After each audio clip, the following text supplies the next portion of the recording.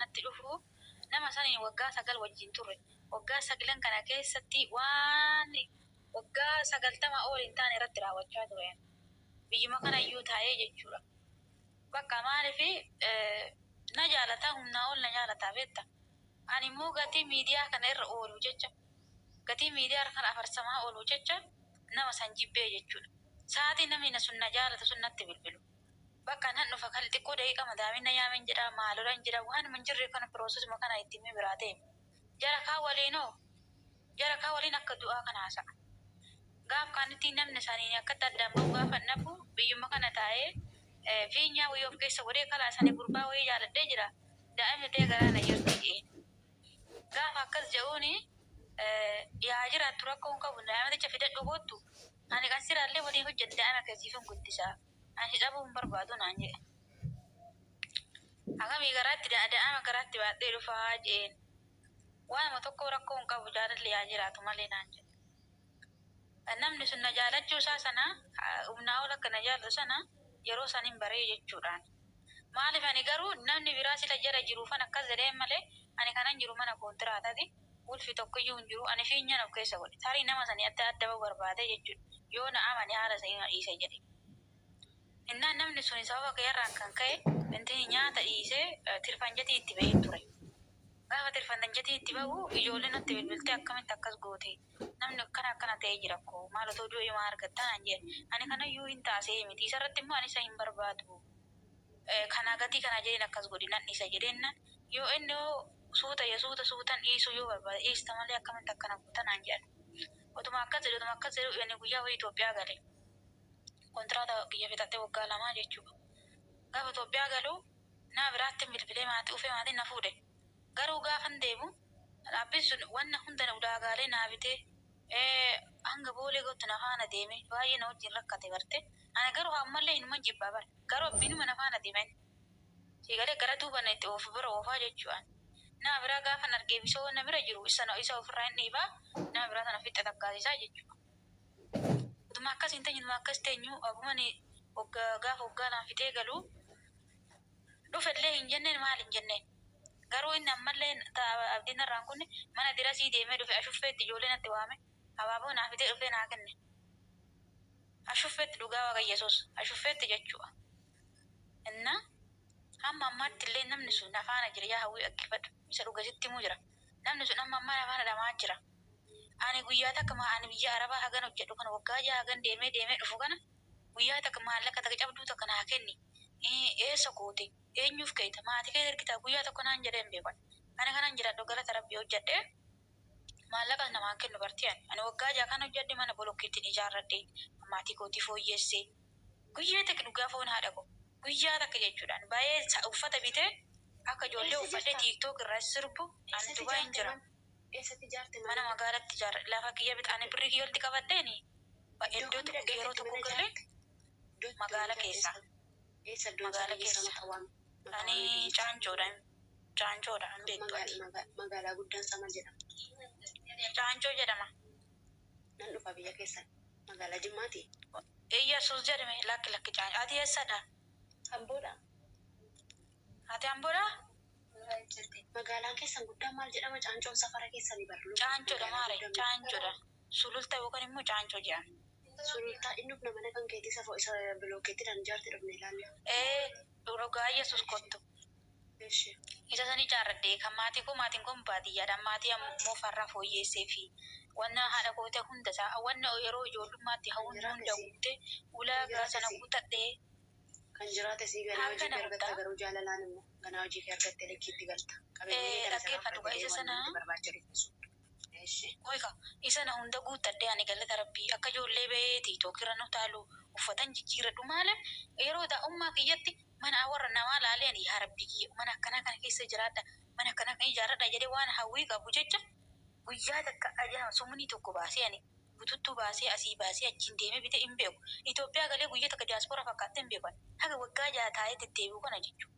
Maaliif silan hin beeku jechuudha. Gaazaa amma maaltu dhufee gaafa wanni hundumtuusa waan sana hunda naa guutee narraa darbu maaltu dhufee kan na jaalatan birrii narraan barbaanne san kan nagaa kiyya malee kan na qofa barbaadu san niisee sada gueedhaa Isa asitti dhuffatee footoodhaanii maalodhaanii asii filiitaree uffatabbatee oolu kana duuba kaachuu qabe egaa. Dubbiin gaaf sana badee. Miskiinni sunoo haga ammaa kana kunuu hawwii dhugaa yesu. Ati nama biraa wajjin jiraattee jedheeti. Inuma ni jaddeefa malee nama biraa fedhuu naan jedhe. Hiikale. Maali ani dura agan nama nari'u beekta. Nama nari'u gadi jedheetuma hin jiraadha. Akkas bakkeetti illee na argaa hin jedhu waaqa ijoolleen na beekta sallee jiraachuu dandeessi. Gatii kanarraan kan ka'e amma deemee saree gara badiitti dhufee jechuudha. Kan na jaalatu san dhiisee, kan na faana bu'u dhiisee, kan hiyyummaa kiyyattis, kan qabaachuu kiyyattis nan ganne san dhiisee sarage isaa sirra fiigaa oolu kana dhufee jechuudha. Egalee gaafan immoo wantoota kana hunda horadhee amma akka barbaade ta'u kana kan nan barbaanne hin jiru. Hedduun na barbaada safaratti. Egalee inni sun hagaarraa kanti eessa qabda? Eessa dhaqatte? Maaliin godhatti? Mana maa ijaarte? Mana maatii kee kan goota nama akkanaan goone guyyaa tokko naan jedheen beeku. Ofiisaatti waan argate hojjetate ofiisaatti fayyadama malee jechuudha. Naan imma qalbiin xiyyeessa jirti nama biraa bira dhaqaa jirti jechuudha. As Dubaayii kana keessa namni wayii hin jira. Nama guyyaa takka ijaan argee jechuudha. Nama guyyaa takka ijaan arge waliin haasa'u jira. Ijaasaa buuteefi. Ijaasaa buutee takka tattanii. La ijazah miti. Ijazah bawa ni mana kontrak tadi.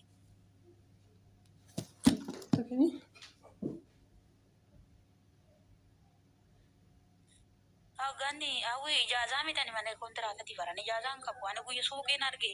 Nanti wajib suki deh men ini suki ke saucata. Aji targe mana ya? Argite kana shiipisa agarte. Wani fakkaatu agarte salphaajinni uffata orkite.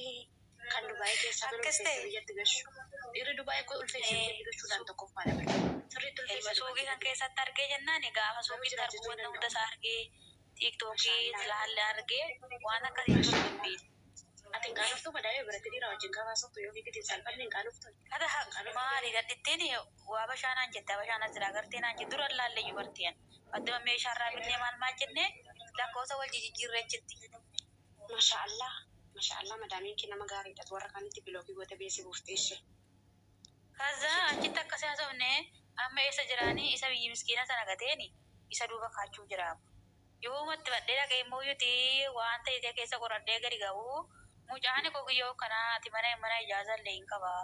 Mana maaloo irra hin qaba jechaa jira. Diigalee ijoollee mana ijaazatti qaba. Achitti dhufanii deemanii akkamitti nama kana wajjin keezii wayii tokkoyyuu hin qabatanii naan jee namni wayii goottanyumti isaa jechuudha. La'aan keezii tokkoyyuu walii hin qabnu. Wanti normaali waliin haasofna nama jee.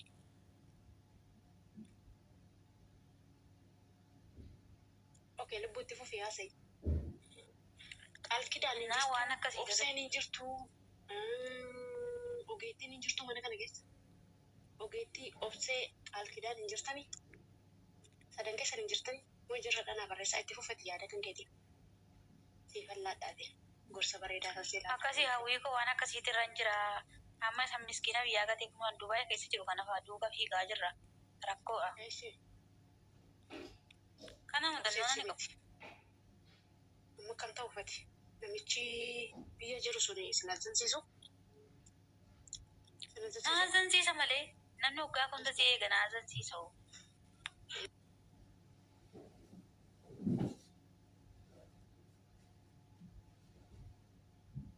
Naazansiisa garuu nan jibbe waan jibbeef hin beekan. Otumaan bakka nin jaaladha isa wajjin fedhii jiraachuu fedhii hin qabu bartee rakkoon isa ta'e. Namummaa isaanii jaaladha. Wanna hundi ni jaaladha ግን bakka isa waliin jireenya fedhii hin qabu.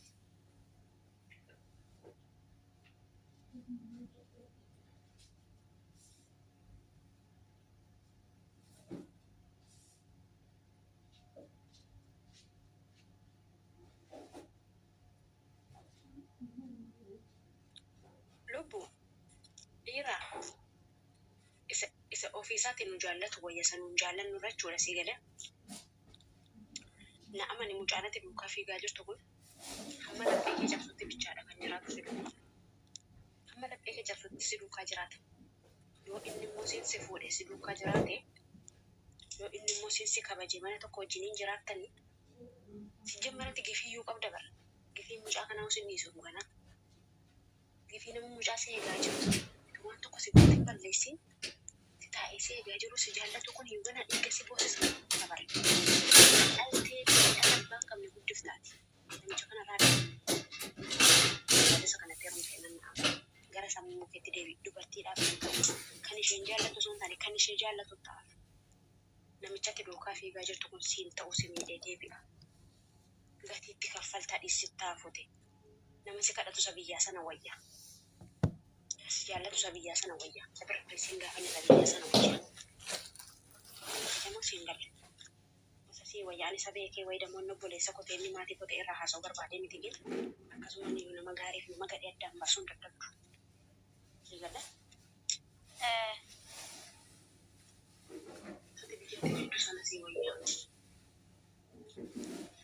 Maal beeka bee seexanni gaafa karaarraa si gaaddi waan si goositu hin beektu bara. Jala jaarraan gadi bu'aa haasa'e. Amma akkasitti jira. Yaadni kiyyattuu 99 faca'ee jira gatii ta'ee fi hin ulfaata beekte.